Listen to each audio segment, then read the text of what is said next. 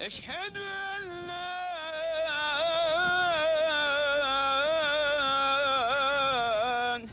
إله إلا الله.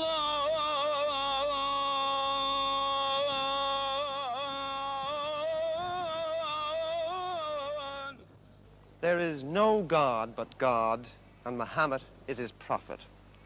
5 times a day from mosques and minarets all over the Muslim world, that call goes out from Amwazin, calling the faithful to prayer. And a good Muslim will answer these calls because it's an essential part of his religion, a demanding religion which is spread from the Middle East to Europe, to Africa, to Asia, even to America.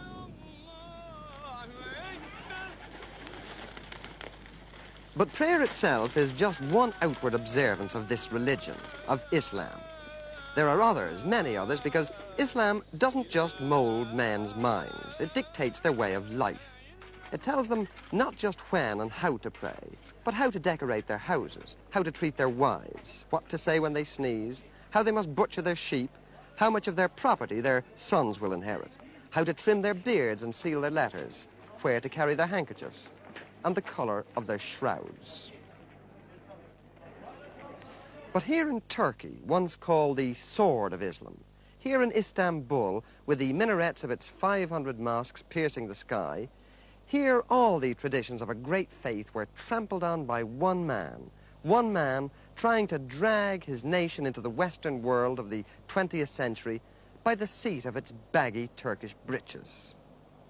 Mustafa Kemal was the man who changed all that. Kemal, who called himself Ataturk, the father of the Turks, was the soldier who led his country's revolution and proclaimed Turkey a republic after the First World War.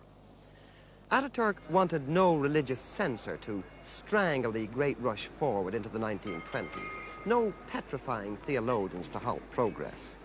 Of all his revolutionary decrees, and there were many of them, his destruction of the caliphate was his most heretical action. It was like deposing the Pope or the Archbishop of Canterbury. But he did it.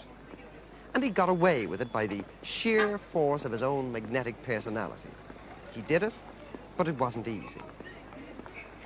Ataturk did away with Arabic, the holy language, so that it only existed on ancient monuments. He banned all the trappings of Islam. The fez had to be replaced by the Western hat, so that its wide brim would prevent men laying their foreheads on the floor while prostrating themselves towards Mecca. He made them wear lounge suits instead of flowing robes. He removed the veils which covered the faces of modest Muslim women. He made them have civil marriage ceremonies.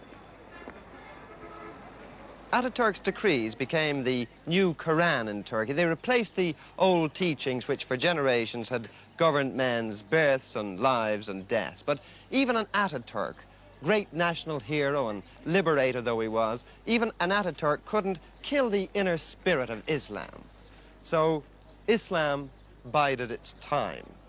And in 1938, when Ataturk died, the imams felt it was safe perhaps to begin just a cautious revival. Quiet backsliding to the ways of the faith continued until 1950, when Adnan Menderes was elected prime minister and was forced to make good electoral promises made to the peasants who wanted more faith and less freedom. The voice of Islam became more imperious. The Menderes Democratic Party bowed to the Orthodox. For the first time since Kemal's revolution, mosques were built again with public money. Pilgrims were allowed to set out once more for Mecca, Islam's holiest place. Religious programs are broadcast on Ankara radio. There's even a theological faculty in Istanbul, and in remote areas there are villagers hardy enough to wear the turban. Hardly anyone wears the hat that Ataturk urged on them. They temporize with a cap, which they can turn back to front while praying so that the peak doesn't prevent their foreheads from touching the ground. And older women are clamping the veil tighter around their faces. In Ataturk's day, the Muezzin had to proclaim the Esan, the call to prayer, in Turkish. Now, once again, he sings it out in Arabic, the language of the Prophet. Menderes himself paid dear for his concessions, for his adulteration of the pure milk of Kemalism. When the army revolted in 1960, they had him tried for corruption and hanged him. In October this year, Turkey will have another general election, and the Justice Party, the heirs to the Menderes doctrine, are heavily backed to win it. There's certainly a revival of Islam in Turkey today, and some of these mosques have congregations which many a Church of England clergyman might well envy. What Ataturk tried to destroy with his codes and his decrees is apparently indestructible, and certainly there are almost daily inroads being made into his policy of official agnosticism. But it remains to be seen whether a new government in a westward-looking Turkey will be prepared to allow the ancient faith to regain the power that it once had.